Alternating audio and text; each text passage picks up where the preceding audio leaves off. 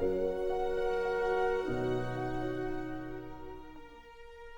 think it's a very basic, kind of young love story.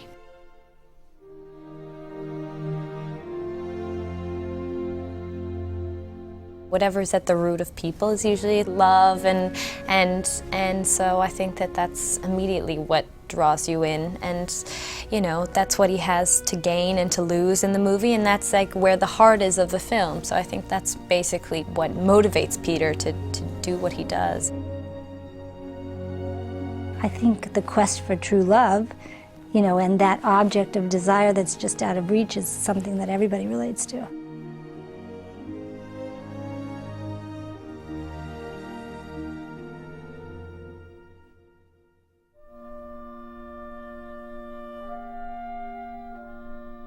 With the women in his life, you have to start off with Aunt May, you know, of course, who sort of became a surrogate mother to Peter in many, many ways. I wanted his aunt to survive and to remain, and I made her an older woman who loves Peter very much.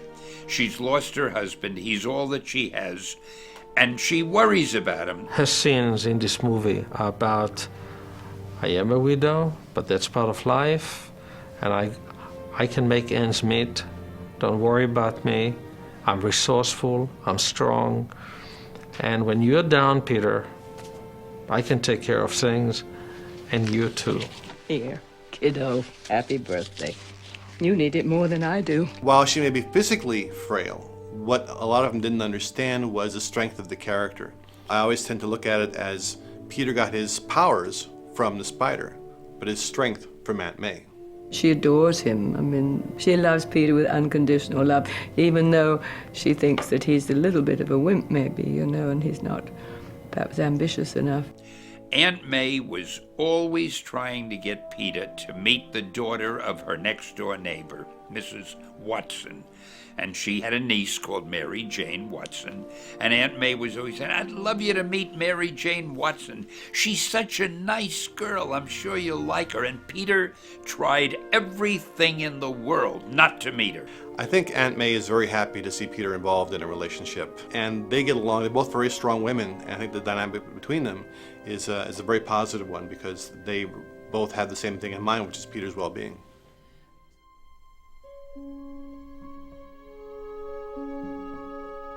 I thought the whole situation with Mary Jane was one of the best things I had. I am so proud of the way I did that. The character was mentioned for like 3 or 4 months before she came on the scene in issue 42.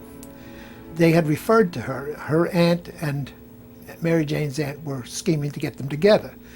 And the joke was, is she a dog or is she beautiful? It's a funny thing because this panel has become very famous. Anybody who's ever read Spider-Man remembers this panel. I ended a story with Peter opening the door, and there is Mary Jane standing in the doorway. And as I told John to do, and he did it magnificently, he drew the most beautiful girl you could ever imagine. And she looks at Peter, and the line I gave her was, "Face it, Tiger, you hit the jackpot."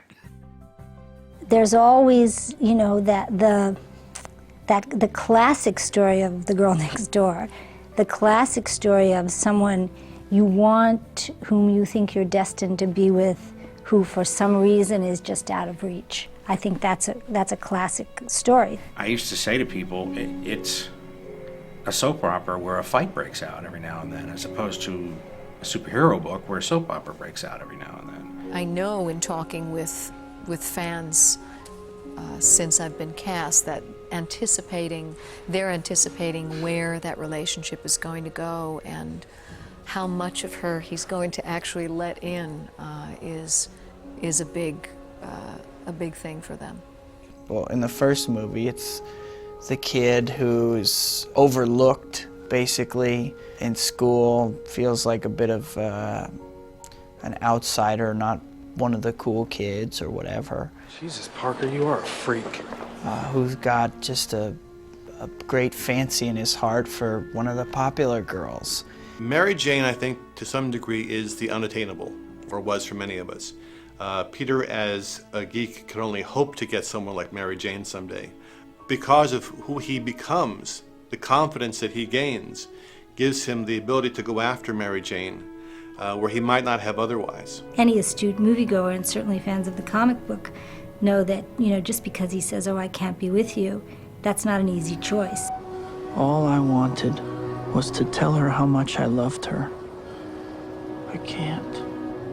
At the end of the last movie, Peter made a choice that he would choose the road of responsibility. And it's one thing when you leave your girlfriend standing there and go off and do a noble thing, but it's another when she finally gets tired of standing there and thinks, well, then I'm moving on with my life. I'm sorry, but there was a disturbance. I don't know you. And I can't keep thinking about you. It's too painful. This film, Peter is kind of off in his own world doing his own thing, and he's not a reliable person in her life. He's kind of been out of it for a while, and they've grown up a lot, even though it's only been 2 years. Peter is now, he's in college, and he's trying to make his life as a scientist come true.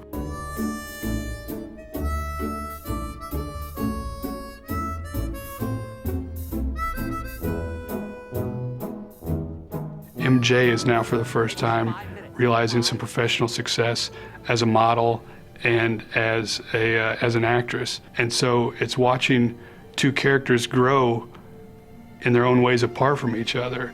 He's completely unsatisfied with his life. He's reminded of that constantly because he's seeing the billboards of MJ, and then he goes back to Aunt May's house and sees MJ. MJ's the girl he loves. So for him to have to watch her move on with his life and feign indifference, it's a very difficult thing for him.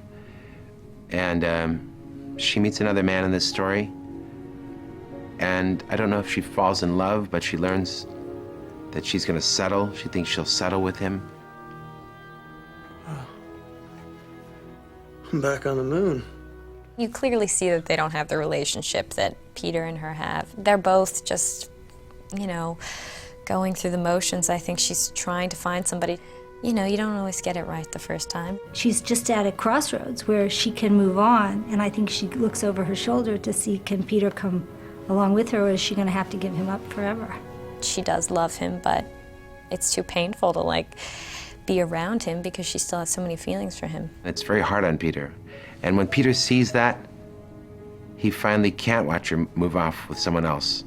And it has so much of an impact on him that it's one of the main factors in Peter's decision to give up the powers forever.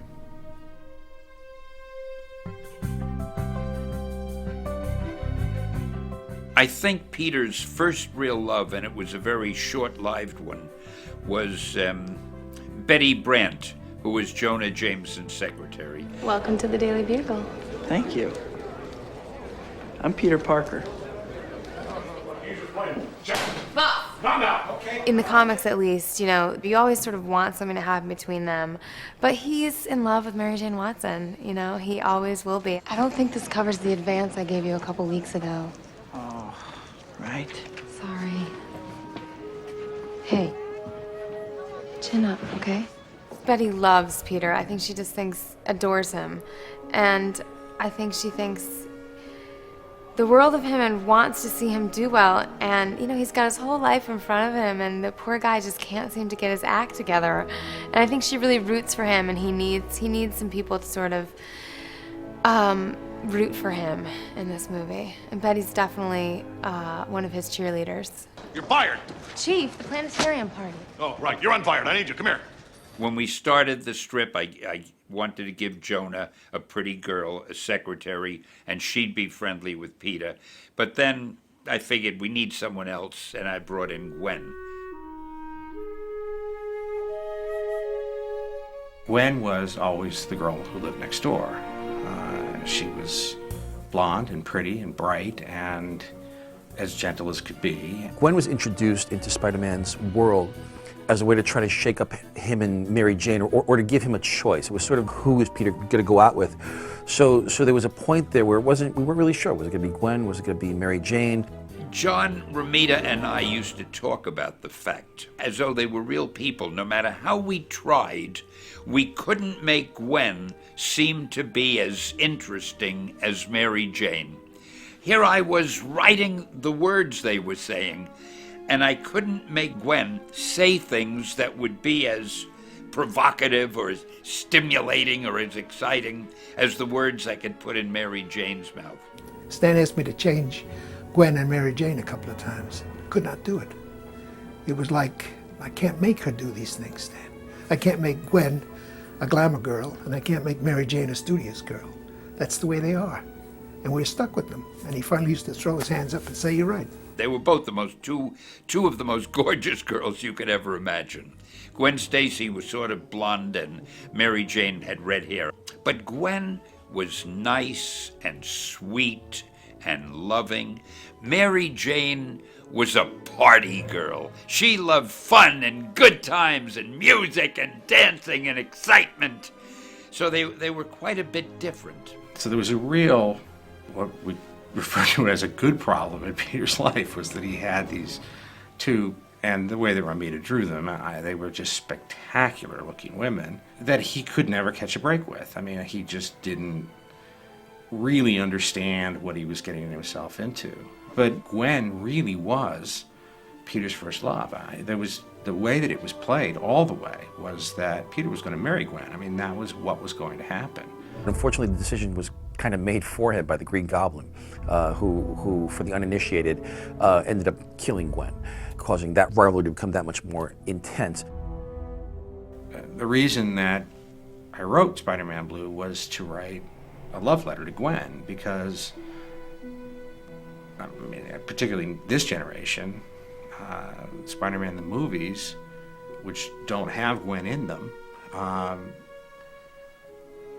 that is their story. I mean, that is what they know of it. I think the movies did the right thing at first by sort of avoiding the Gwen Stacy mythos.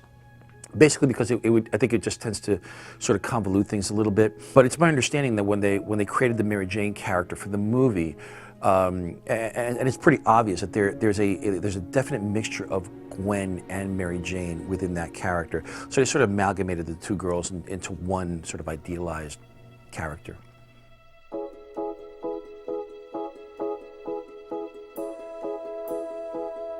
Hi, Pete. Ursula's a very caring, sweet person. I think she wants to take care of people and fix people, and Peter Parker is obviously, you know, got some issues. He's lonely and whatever, and she takes pity on him, and he lives across the hall, so it's easy enough to, like, bring him stuff. Come in. Hi. Hi. Would you like a piece of chocolate cake? Okay. And a glass of milk? I think she's just basically a caring person with maybe a touch of a crush on Peter. And I think deep down, maybe she has a little thing for him. So much of what he does in his life revolves around the women in his life. Again, so much of his life is about Aunt May, and it's about Mary Jane, who is his sort of one true love, and has been that way for, I guess, the last 30-some-odd years. Really, it's all about everything that Toby does on screen as an actor and everything that Kirsten Dunst does on screen as an actress. They inhabited those characters. They just absolutely lived them from the inside out and played each and every one of those emotions as realistically as they could. And I think the audience has a very clear and sharp eye for what's real. And they believed that these characters believed they were who they said they were, and they absolutely went for them. Isn't it about time somebody saved your life?